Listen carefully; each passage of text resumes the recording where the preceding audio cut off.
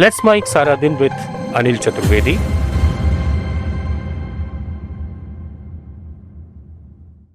नमस्कार। दीपावली उम्मीद है आप लोगों ने बड़ी खुशियों से उत्साह से मनाई होगी। आज हम लोग उसी को लेकर के एक विषय हमने आज चर्चा के लिए चुना है और वो विषय है सड़क पे लगता लंबे लंबे जाम, वाहनों की रेलम पेल में लगते जाम में फंसी जनता और उसके कारण हो रही जो समस्याएं, जनता को समय पे न पहुंचना, अटकना, घंटों अटकता रहना जाम में फंसे हो करके, ये एक बड़ी भारी समस्या है जो कि धीरे धीरे अभी देश के महानगरों में तो फैली रही है। छोटे जो महानगरों से जो छोटे शहर हैं और जो और कस्बे स्तर के जो शहर हैं, उनमें भी धीरे धीरे ये समस्या फैलती चली जा रही है। समस्या गंभीर होती जा रही है सड़कों पर लगने वाले जाम की। ये जाम आखिर लगते क्यों हैं, ये इस पे कभी गौर हम समझते हैं कि जो जिम्मेवार सरकार है, मीडिया है, ये इन पे पहले जिम्मेवारी मानी जा सकती हो और तंत्र जो प्रशासनिक तंत्र है उसमें भी।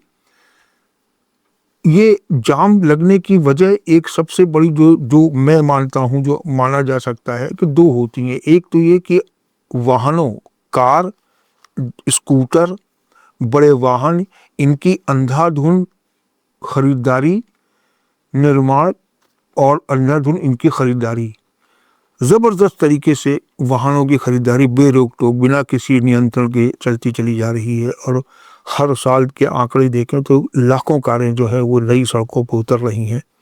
पुरानी कारों के लिए हालांकि अभी केंद्र सरकार ने एक दो वर्ष पहले एक नीति बनाई है, स्क्रैप नीति, जिसके तहत जो पुराने वाहन होते हैं, 16 साल पुराने, 25 साल पुराने, 20 साल पुराने वाहन, उनको जो है नष्ट करने, उनको समाप्त करने की एक पॉलिसी नीति बनाई है जो कि लागू हो रही है।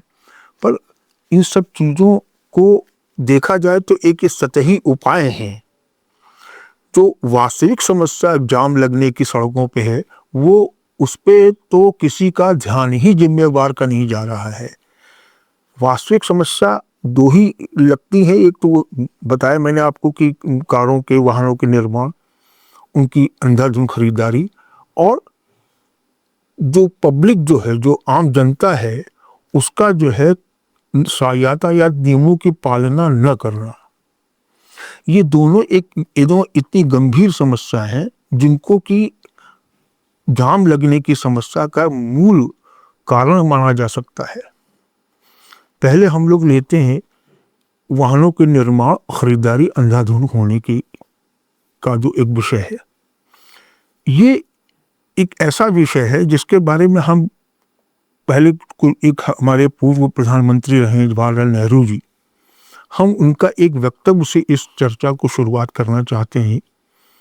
उन्होंने जब देश आज़ाद हुआ, वो प्रधानमंत्री बने पंडित नेहरू, तो उन्होंने भारत के अंदर बहुत ही एक दो कंपनियों को ही कार निर्माण करने की, स्कूटर बनाने की अनुमति दी और उनसे भी ये कहा कि भाई अभी भारत जो है आज़ाद हुआ है, अभी यहाँ ऐसी बुनियादी ढांचा विकसित नहीं हो पाया है जिसकी वजह से अभी भी सड़कें इतनी चौड़ी नहीं हैं, खस्ता हाल हैं, ज़्यादा वाहनों का बोझ नहीं, भार नहीं उठा सकती हैं। तो इसलिए उन्होंने एक बाकायदा एक निर्देश जारी किया, एक आदेश कहिए, निर्णय उनको पारित किया कि उन्होंने कार कंपनियों को और स्कूटर निर्माता कंपनियों को ये कहा कि आप जो है साल में केवल निश्चित मात्रा में ही अपने उत्पादन करेंगे कारों का और दुपहिया वाहनों का और भारी वाहनों का। क्योंकि हमारी सड़कें अभी इतनी बेहाल है, इतनी अच्छी स्थिति में नहीं है जो कि अत्यधिक वाहनों का बोझ जो है सहन कर सके और उससे जो है आगे हमारी जो एक इकोनॉमिक है, आर्थिक व्यवस्था है, और प्रगति करे। तो उन्होंने एक भारत की सड़कों की स्थिति देखकर वाहनों के निर्माण पे एक प्रकार से एक अंकुश लगाया था। ये उनकी एक सोच थी, जो कि उन्होंने भारत की स्थिति को देखते हुए निर्णय लिया। एक दो कंपनियों को कार निर्माण की का लाइसेंस दिया गया और उनसे भी ये कहा गया कि आपको एक नियमित नियंत्रित मात्रा में, निश्चय एक कम मात्रा में ही इन वाहनों का निर्माण करना है, ताकि हमारे सड़कों पर ज़्यादा वाहनों का बोझ न आने पाए।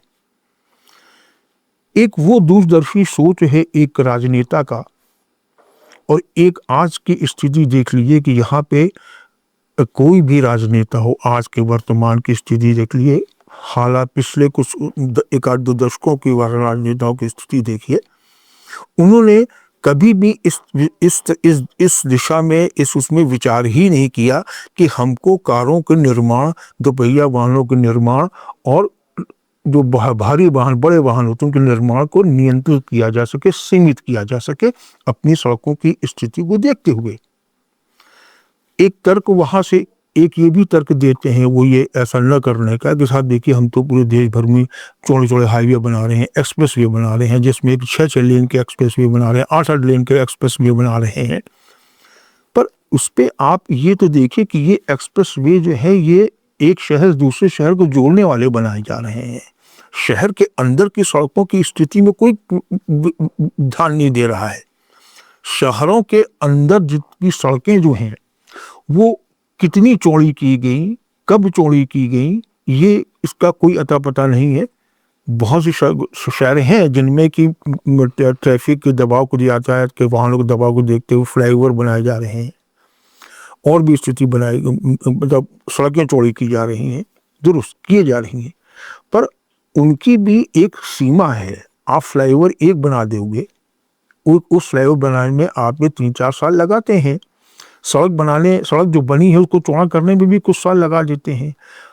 पर वाहन, जो नए नए वाहनों की संख्या तो आपको रोजाना बढ़ रही है। आपने एक फ्लाईओवर का प्लान किया, निर्माण किया, उसको करीब 4 साल लगा दिया। उन 4 सालों में कितने वाहन सड़क पे और नए आ गए, इस पे कोई विचार ही नहीं है, इस पे कोई ध्यान ही नहीं है। तो उन फ्लाईओवर को बनाने का, सड़क चौड़ी करने का कोई लाभ नहीं हुआ। ये स्थिति बन रही आजकल वाहनों की। आप देखिए, इस समस्या में मीडिया की भूमिका पर भी इसमें चर्चा की जानी बहुत ज़रूरी है।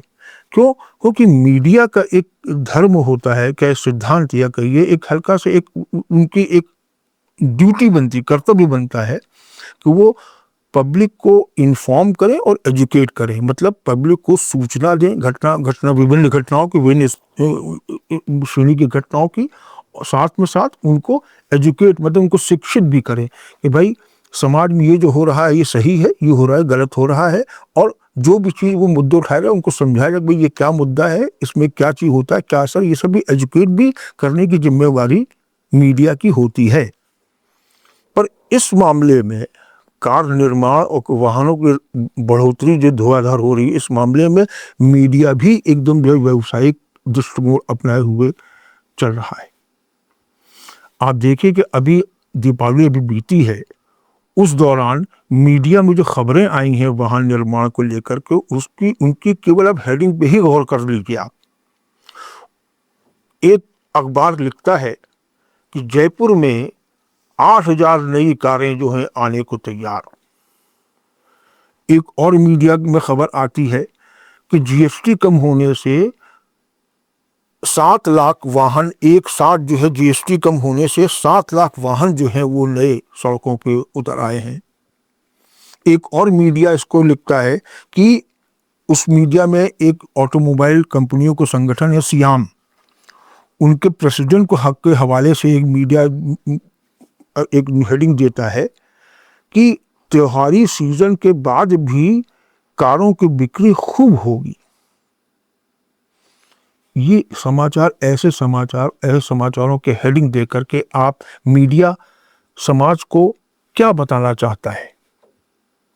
क्या वो ये बताना चाहता है कि खूब कारें बिक रही हैं और भी लोग कारें ले लें, बिना अंधाधुंध कारें ले ली जाए, कोई इसमें कोई रोक टोक नहीं है, खूब कारें लो, खूब खरीदो और खूब ऑटोमोबाइल कंपनी का मुनाफा करवाओ, और सरकार को जो टैक्स के रूप पैसा मिलता है उसको खूब दो। मतलब उसने किसी भी एक भी न्यूज़ इस दौरान ऐसी नहीं दिखी किसी भी अखबार में, किसी भी टीवी चैनल में, जिसमें ये कहा गया हो, ये एक अपील की गई हो या एक चिंता व्यक्त की गई हो कि साहब इतनी नई-नई कारें जो रोज़ाना हफ्ते में, महीने में जो आए चली जा रही हैं, सड़कों के ऊपर उतर रही हैं, इनसे सड़कों के हाल क्या होंगे? सड़कों पे निकलना मुश्किल हो जाएगा, जगह-जगह जाम लगना शुरू हो जाएँगे। इस पे कभी भी कोई मीडिया कभी भी कुछ नहीं बोला, वो भी मौन है। साथ-साथ आपकी सरकार भी इस बिंदु पे इस समस्या को उठाने के लिए मौन है। क्यों? क्योंकि उसको तो ऑटोमोबाइल कंपनी से अच्छा खासा राजस्व मिल रहा है। उनको जो राजनीतिक दल है, उनको जब चुनाव आते हैं, चुनाव होते हैं या कुछ और उनका कार्य पड़ता है, तो वो ऐसी ही ऑटोमोबाइल कंपनियां हैं या और भी बड़ी-बड़ी कंपनियां उनसे वो चुनावी चंदा भी लेते हैं। वो भी इसीलिए उनको ये छूट दे रखी कि आप कोई बेहिसाब कार बनाओ, बेचो। तो कुल मिलाकर के समस्या ये है कि बेहिसाब वाहन कोई बन रहे हैं, सड़कों पे उतर रहे हैं। उससे आज तो स्थिति ये है कि केवल जाम की ही स्थिति है से छोटे शहर या उससे छोटे एक महानगर तो बहुत ही गंभीर स्थिति में है, और उससे छोटे जो शहर दूसरे श्रेणी के शहर माने जा सकते हैं, जयपुर है, कानपुर है, लखनऊ है, आपके इन सब शहरों को देख लीजिए या और भोपाल को देख लीजिए। वहाँ भी समस्या ये है कि आज इन शहरों का कोई भी चौराहा, उस पे अगर आप रेड लाइट होती है तो आम बात है कि एक लंबी सी कतार उस साइड में लग जाती है कारों की, वाहनों की। फिर उसके बाद जब रेड लाइट के बाद जब ग्रीन लाइट होती है तो उसका समय एक होता है। अगर वो 30 सेकंड के लिए ग्रीन लाइट हुई तो 30 सेकंड जितने वाहन निकल गए, बाकी सब फिर अटक गए। मतलब कहने का ये कि इतने वाहन एक-एक चौराहे पे इकट्ठे हो जाते हैं रेड लाइट होने पर कि जिनको निकलने में 2-2 3-3 बार ग्रीन लाइट होने का इंतजार करना पड़ता है। ये भी एग्जाम का ही रूप है। तो उसके बाद अभी तो स्थिति चौराहों पे जाम को क्लियर होने में अच्छा समय लगता है। आप देखिए कि जो बहुत से शहर में स्थिति ये हो जाती है, ये जयपुर में देख लीजिए, लखनऊ में देख लीजिए, आप इधर आपके भोपाल में देख लीजिए, रायपुर में देख लीजिए। घर से निकल करके अगर आपको 10-12 किलोमीटर दूर जाना है तो आप कार में बैठ कर जा रहे हैं, अपने वाहन से जा रहे हैं, कोई गारंटी नहीं कि आप कब पहुंच पाएं क्योंकि सड़क पे जाम लगा है। जो जिस स्थान को जिस गंतव्य तक पहुंचने में आपको सामान्य रूप से 15-20 मिनट या आधे घंटे लगते हैं, वहां को घंटे, 1.5 घंटे, 2-2 घंटे तक लग सकते हैं क्योंकि जाम हर जगह मिल जाते हैं। तो सरकार को ये तो एक वाहन निर्माण को और अंधाधुंध बिक्री पर को सोचना पड़ेगा, उसको नियंत्रित करना पड़ेगा। इसी के साथ एक दूसरी समस्या और जाम को लेकर के है, वो है आम पब्लिक की, आम जनता की, जो जनता जनार्दन है, उनकी जो है यातायात नियमों को पालन करने की सूझबूझ या उनका एक गंभीरता। एक विदेशी विद्वान है, उन्होंने बड़ा अच्छा एक इस विषय पर एक टिप्पणी की थी कि साहब अगर आपको किसी देश में जाना है और उस देश के लोगों का नेचर अगर आपको समझना हो तो वो वहाँ के जो बाशिंदे हैं, वहाँ के जो स्थानीय लोग हैं, उनका क्या नेचर है, उनका स्वभाव क्या है, उसको परखने के लिए सबसे अच्छा वो बहुत ही पुख्ता तरीका जो है वो है वहाँ पर यातायात नियमों की पालन करने का स्तर। अगर वहाँ के लोग यातायात नियमों का पालन जो है बड़ी गंभीरता से, निष्ठा से, ईमानदारी से कर रहे हैं, तो आप बिना किसी संकोच के कह सकते हैं कि वो देश जो है बहुत ही अनुशासित है और बहुत ही अच्छा देश है। जहाँ के लोग अनुशासित हैं और लोग अनुशासित हो तो सारी व्यवस्थाएं जो है उसी प्रकार से आपको बहुत सुचारू, अच्छी और मतलब आपके लाभकारी और आपको सुकून देने वाली मिलेंगी। और जहाँ पे यातायात नियमों की पालना नहीं हो रही है, जिन जगहों पर, वहाँ पर अगर पब्लिक उसको बिल्कुल ही अनदेखी कर रही है तो आप समझ सकते हैं कि उस देश के लोगों का नेचर क्या होगा। हमको बड़े अफसोस के साथ कहना पड़ेगा, स्वीकारना पड़ेगा कि भारत में यही स्थिति बनी हुई है। भारत की स्थिति ये है कि यहाँ पे दोपहिया वाहन वाले अगर मान देखे जाए मूली तौर पर, तो 70 से 80% दोपहिया वाहन जो हैं वो चौराहों के सिग्नल्स का कोई पालना नहीं करते हैं। ग्रीन रेड लाइट है, ग्रीन लाइट है, उससे इनको कोई मतलब नहीं है। वो सीधे आएंगे और आके सीधे चौराहा क्रॉस कर जाएंगे। चौराहे पे खड़े होकर के रास्ता अगर बाएं भी मुड़ रही है, दाहिने भी जा रही है, सीधे भी जा रही है, तो उसके लिए चौराहों पे एक एक लेन बना दी गई है कि जो रेड लाइट पर निकले, जो ग्रीन लाइट होने पर निकले, दाहिने हाथ वाले साइड में खड़े हो, बीच में खड़े हो सीधे जाने वाले, इधर वाले, कोई उसकी पालना नहीं होती है। एक सबसे कोने में खड़े होने वाला वाहन जो है, जब ग्रीन लाइट होती है तो वो पूरा क्रॉस कंट्री पूरा क्रॉस करके सीधे जो है आपको दाहिने मुड़ेगा लेकर के, सारी जो वाहनों की जो आगे की परिचालन है उस सबको प्रोवाइड करता हुआ आगे निकल जाएगा।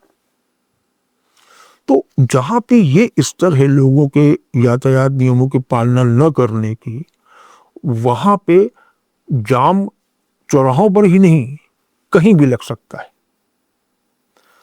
इसी प्रकार से अगर आप देखें तो हाईवे पर देखें, जो राजमार्ग बड़े बड़े बने, राष्ट्रीय राजमार्ग जिनको कहा जा रहा है, एक्सप्रेस वे जिनको कहा जा रहा है, वहाँ पे स्थिति ये है कि अगर आपको इनकी एक झलक देखनी है तो एक दिल्ली से आज जयपुर आते समय गुड़गांव की इसके आसपास की स्थिति देख लीजिए, जहाँ पर कि एक उन्होंने टोल बनाया हुआ है। टोल के सामने बड़ी चौड़ी एक स्पेस दी गई है जिनमें कि एक साथ कई वाहन आगे खड़े हो सकते हैं, पर वो भी एक उसकी भी सीमा एक है।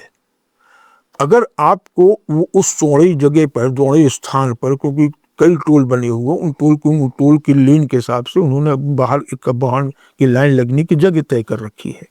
अगर उस पूरे एरिया में, उस पूरे इलाके में अगर 200 वाहन या 400 वाहन खड़ी होने की स्पेस है, तो आप वो 400 तो ही, वहां उससे दुगने तिगने वाहन एक साथ आके खड़े हो जाएंगे, लाइन लगा खड़े हो जाएंगे।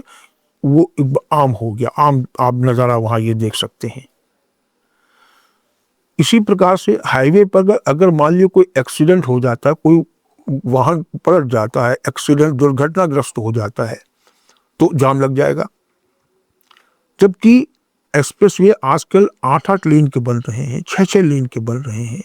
उसके बावजूद स्थिति ये है कि अगर एक्सीडेंट हो गया, कोई वाहन पलट गया या कोई और भी सड़क धंस गई या कुछ और भी दुर्घटना हो गई वहां पे, तो तुरंत जाम लगने एक सामान्य है, आम बात है। और उसको हटाने के लिए, उसको जाम को दूर करने के लिए, जाम को समाप्त करने के लिए जो हाईवे अथॉरिटी, जो प्राधिकरण होता है, उसकी जो ड्यूटी होती है, जो कर्तव्य होता है, उसकी पालना में मेरा तो अनुभव यह है कि उसकी पालना के लिए कोई गंभीरता वहां नहीं बरती जाती है। इसी वजह से आप देखिए कि हाईवे पर लगने वाले जाम जो हैं वो घंटों लगे रहते हैं। कोई बड़े हादसे के बाद तो वो कभी काफ़ी समय तक, मतलब कई घंटों तक लगे रहते हैं और लंबी लंबी वाहनों की कतार लग जाती है। ये तो एक, ये कभी कभार साल में का ये भी नज़ारा देखने को मिलता है।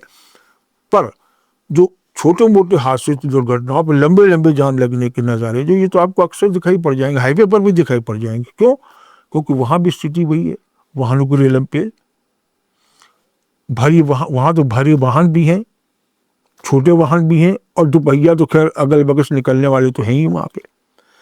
तो ऐसी स्थिति में जहाँ पे कि वाहन की अधिकता जो है वो एक समस्या बनती चली जा रही है, जहाँ पे लोगों का जो है यातायात नियमों का पालन न करना भी एक समस्या बनती चली जा रही है, वहाँ पर एक शासन तंत्र जो है, सरकार जो है, उसका कर्तव्य क्या बनता है? क्या उसका कर्तव्य मोनो रेल चला देने से, एयर टैक्सी की प्लानिंग करने से, मेट्रो चला देने से, या तो शहर की यात्रा समस्या कम होने की एक उपाय को यही मानता है? वो ये आश्वस्त हो जाता है कि इससे यातायात समस्या दूर हो जाएगी, या कहीं फ्लाईओवर बना देने से किसी भीड़ भाड़ वाली सड़क पर फ्लाईओवर बना देने से ही समस्या दूर हो जाएगी? नहीं होगी। ये सब जो है बहुत ही तात्कालिक लाभ के समझ लिए या कुछ समय के लाभ के समझ लिए, ये स्थायी समाधान यातायात जाम होने का, यातायात अटकने का नहीं है। इसके लिए जब तक कि हम लोगों को नियमित रूप से, सरकार को नियमित रूप से वाहनों के निर्माण और बिक्री पर अंकुश नहीं लगाना पड़ेगा उनको, जब तक आम जनता को यातायात नियमों की सूझ जो लाने में सरकारी तंत्र, मीडिया, सबको एक युद्ध स्तर का एक अभियान छेड़ना पड़ेगा और उसको कड़ाई से उसकी पालना न करनी करनी पड़ेगी, तब तक हम समझते हैं कि जाम की समस्या से कोई निजात नहीं पा सकता है। ये जो आपके वैकल्पिक उपाय जो है मेट्रो ट्रेन चलाने के, आपके एयर टैक्सी चलाने के, मोनोरेल चलाने के हैं, ये इसका कोई स्थायी समाधान नहीं निकल सकता है। आपको पब्लिक को समझाना पड़ेगा कि वो वाहन खरीदे तो उसको रखने के भी रखने के भी उपाय ईमानदारी से करें, और अगर बहुत ज़्यादा लोग एक ही तरफ जा रहे हैं, ऑफिस गोइंग जैसे आपकी पब्लिक होती, जनता होती है, वो एक वाहन को में सबको 2-3 अपने साथी कर्मचारी अगर किसी कॉलोनी में रह रहे साथ साथ लेके चले, ताकि ये बचत हो। उसके अलावा जो छोटी सड़कें हैं, गलियां हैं, आप देखिए आज तक गलियों में भी स्थिति है कि वहाँ जाम लग रहे हैं। एक छोटा सा उदाहरण आपको देते हैं कि हम अभी दीपावली की ही इस भीड़ भाड़ वाले समय में हम एक जगह हमको जाना था, वहाँ सड़क पर जाम लगा था, तो मैंने सोचा कि बगल की एक गली से निकल लेते हैं और आगे जा कर के मेन सड़क को ज्वाइन कर लेंगे, उससे में पहुंच जाएंगे। उस गली के अंदर भी जाम लगा हुआ था। उस गली में जाम किस प्रकार का लगा था? सबों ने अपने अपने घर बनवा रखे हैं, घरों में पार्किंग की व्यवस्था नहीं कर रखी है, और सबके वाहन जो है वो सड़क पे खड़े हैं। अच्छी का सड़क जो चौड़ी होकर रखी है, और वाहन भी छोटे छोटे नहीं, मारुति वैगनार, ये मारुति 800 इस टाइप के वाहनों की नहीं, वहाँ बड़े बड़े एसयूवीज खड़ी हुई हैं। एसयूवीज तो आजकल ऐसी स्थिति बन गई एसयूवीज की कि अगर आप किसी सड़क पे खड़े होकर के अपने सामने से गुजरने वाले केवल कारों की ही गिनती करें, तो मेरा ये मानना है कि अगर 1 मिनट भी खड़े होकर देख लें या 2 मिनट खड़े होकर देख लें, तो एसयूवी अगर 2 मिनट के अंदर जो है करीब 20-30 निकल जाएंगी, तो छोटे वाहन उसमें से इक्का दुक्का 5-6-7 ही निकलेंगे, बाकी सब एसयूवीज निकलेंगी। तो आप इससे भी एक कल्पना कर सकते हैं कि सड़क पर बड़ी बड़ी कारों को, बड़े बड़े वाहन जो कारें हैं, उनकी अधिकता भी एक समस्या पैदा कर रही है। और इस समस्या में हल्का सा एक और इजाफा क्या होता है कि ऐसी बड़ी बड़ी एसयूवीज को में इसमें वहाँ उसमें बैठने की व्यवस्था 4-5-6-7 लोगों की होती है, पर उसको अक्सर उसमें आप देखो कि उसमें केवल एक ड्राइवर जो चालक मालिक होता है वो केवल चलाता हुआ निकल जा रहा है। मतलब इतनी बड़ी गाड़ी को चलाने वाला, अंदर बैठने वाला केवल एक आदमी है जो पूरी सड़क का अच्छे खासे हिस्से को घेरे हुए चला जा रहा है। तो ये है बड़ी छोटी छोटी बातें, पर ये ध्यान देने वाली बातें हैं कि आप बड़ी कार एक शहर के अंदरूनी इलाकों में, गलियों में लेके चल रहे हैं, तो आपको समस्या पैदा हो रही है, साथ साथ दूसरों समस्या पैदा हो रही है। तो इसको भी हम आम जनता को भी अपनी एक सिविक सेंस ला करके सोचना पड़ेगा। सरकार को भी ऐसी स्थिति में एक नियम बनाने पड़ेंगे कि साहब जो बड़ी साइज की कारें हैं, एसयूवीज कारें हैं, उनके लिए उनको पाबंद करें कि वो केवल इस 60 फीट की रोड या 80 फीट की रोड पर ही चले, गलियों कूचों में उनको चलने की पाबंदी लगा दी जाए। इससे कम से कम गली कूचों के अंदर लगने वाले जो जाम है, जो अटकाव है, जो पार्किंग जो उनकी होती है, कारों की अपने मालिक अपने घरों पर करते हैं, उन पर ये पाबंदी लगानी पड़ेगी कि अगर सड़क पर खड़ी हुई कार को दिखी तो उसको वहाँ से हटा दिया जाएगा, उसको सीज कर लिया जाएगा। ये नियम बाकायदा बने हुए हैं, पर इसकी पालना कड़ाई से करनी पड़ेगी अगर हमको, आपको, सरकार को, मीडिया को ये इस पे अगर वाकई में जाम की समस्या से गंभीरता से उनको सोचना है तो उनको ये देखना पड़ेगा कि हमको ये सब उपाय करने पड़ेंगे। अगर नहीं करेंगे तो स्थिति वही है कि जाम आज तो यहाँ लग रहा है, अपने शहरों में लग रहा है, गली कूचों को, शहरों के गली कूचों में लग रहा है। आगे स्थिति ये होगी कि आप कहीं जाओगे, वहाँ जाने के लिए अगर आप मेट्रो से निकल गए या टू व्हीलर से निकल के जल्दी पहुँच जाओ, कारों से बहुत देर से पहुँचोगे, एक तो जाने पहुँचने में देर लगेगी आपको लेकर के। आगे चल के स्थिति ये पैदा होगी कि आपको सड़क पर निकलना मुश्किल आपके लिए हो जाएगा।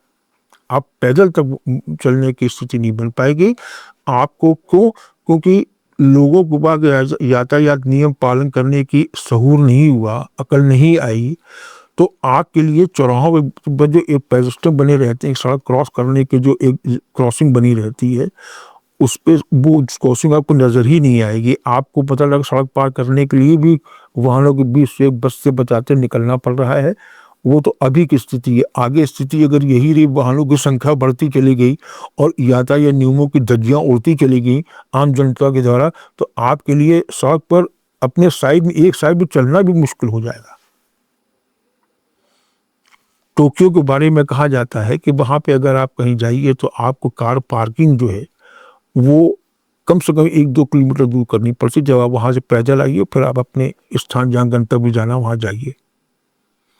आज इंडिया में, भारत में भी स्थिति यही हो रही है। यहाँ भी पार्किंग सुचारू कहीं है नहीं।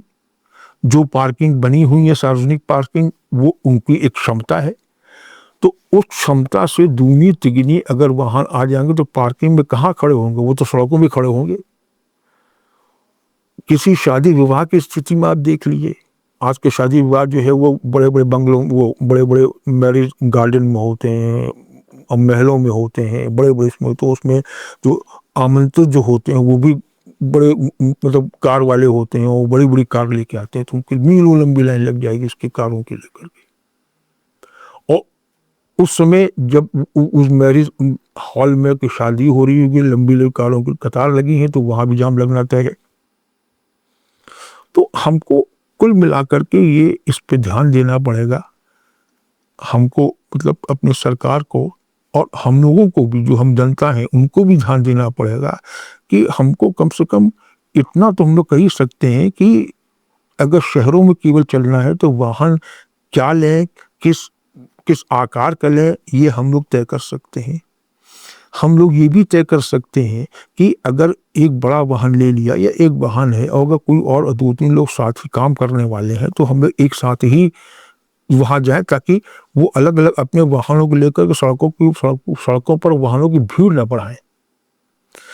ये सोच अगर हम एक आमजन ये विकसित करता है, उधर सरकार को जो है वो वाहनों के निर्माण और बिक्री पर की पाबंदी लगाने की स्थिति बनाती है सरकार, तो हो सकता है कि ये जाम की स्थिति में काफ़ी कुछ अंकुश लगे, काफ़ी कुछ सुधार आवे और जाम महाजाम की स्थिति में न बदल जाए। वो भी स्थिति से हम लोग बच सकेंगे। नहीं तो आप देखिए कि आज की स्थिति तो ये है कि बंगलोर में तो आए दिन सड़क जाम के, वाहनों को जाम के रेलम पेल को सूचना समाचार आते ही हैं। दिल्ली में भी आते हैं, हर जगह आते हैं। तो ये चीज़ें जो है हम लोग को ध्यान में रखनी पड़ेगी। और ये मेट्रो रेल उपयोगी है, एयर टैक्सी उपयोगी रहेगी, पर हमको ये देखना है कि ये सब चीज़ें जो है आम पब्लिक के लिए वो चीज़ नहीं है। आम पब्लिक मेट्रो यूज़ कर सकती है, पर मेट्रो को यूज़ के अलावा भी आप जनसंख्या है और वाहनों की खरीदारी जो है वो हर साल दर साल बढ़ती जा रही है। तो वो हमारी वो मेट्रो रेल और उससे कोई हम लोग को फ़र्क ज़्यादा नहीं पड़ने वाला है। जब तक हम लोग सड़क पर चलने वाले वाहनों को ही सीमित नहीं करेंगे, यातायात नियमों को पालन ईमानदारी से नहीं करेंगे, तब तक महाजाम की स्थिति बनी रहेगी, जाम की स्थिति बनी रहेगी। तो इस पे जितनी जल्दी जनता का भी, सरकार का भी ध्यान जाए, सोचे और सही दिशा में विचार करे। और मीडिया वो भी जब भी जिम्मेवारी निभा करके लोगों को शिक्षित करे, सरकार को चेताए ये भूमिका उसको निभानी पड़ेगी। यही हम इसी उम्मीद के साथ हम जाम की समस्या से निजात पाने की एक स्थिति देख रहे हैं आगे भविष्य में। नमस्कार। आप सुन रहे थे let's mind more than radio. Follow कीजिए हमें हमारे सोशल मीडिया प्लेटफॉर्म्स पर।